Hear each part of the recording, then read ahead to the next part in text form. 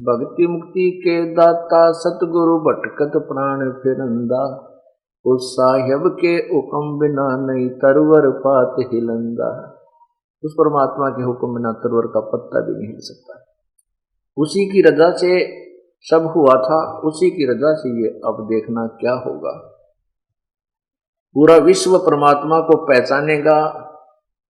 हिंदुस्तान हमारा भारत जो है ये पूरे विश्व में विख्यात होगा, समृद्ध देश होगा। यहाँ वही शांति होगी जो सतयुग के समय हुआ करती थी।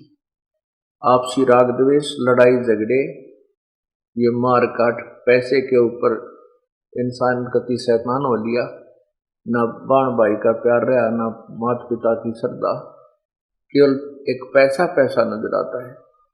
और ये तत्व ज्ञान के बिना ये जीव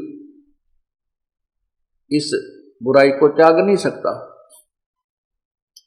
और तत्व ज्ञान हो जाने के उपरांत ये प्राणी, जैसा कि आपने कल पवित्र गीता जी में सुना था 7वें अध्याय के 29वें श्लोक में, कि तत्व ज्ञान से परिचित होने के उपरांत और तत्ब्रह्म यानी उस परम अक्षर ब्रह्म पूर्ण परमात्मा की महिमा और सतलोक में के सुख से परिचित, यानी तत्व ज्ञान के द्वारा पूरा ही वर्णन दिया जाता है कि तुम यहाँ इस मृतलोक में कितने कष्ट उठाते हो, जन्मते हो मरते हो, जन्मते हो मरते हो, कितना पहाड़ जैसा कष्ट आप उठा रहे हो, और सतलोक में जाने के बाद फिर तुम्हारा जन्म मृत्यु सदा के लिए समाप्त हो जाएगा।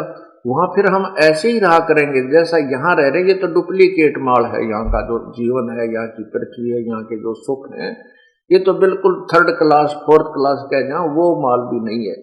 उस सतलोक के जो सारा सुख है, सतलोक के अंदर जो आहार है, बाग बगीचे हैं, पहाड़ हैं, सब कुछ झरने बह रहे हैं, वहां बिना बादल के फुहार पड़ रही होती हैं। यानी जो सुख हम यहाँ आर्टिफिशियल फुहारे पूरे इलाका या वैसे प्राप्त करते हैं, वो वहां सदा बना रहता है, वहां कभी मृत्यु नहीं होती। सतलोक में जाने के बाद कभी मृत्यु नहीं होती। अब यहाँ हमसे आज कितने बड़े सेठ हैं, चाहे कितनी फैक्ट्री डालने से हम राष्ट्रपति बने हुए हैं, लेकिन मृत्यु होगी। ये सुख रह नहीं सकता, अस्थायी अक्षणिक परिवर्तनशील है। और वहां कांस्टेंट है, सदा रहने वाला शाश्वत सुख है।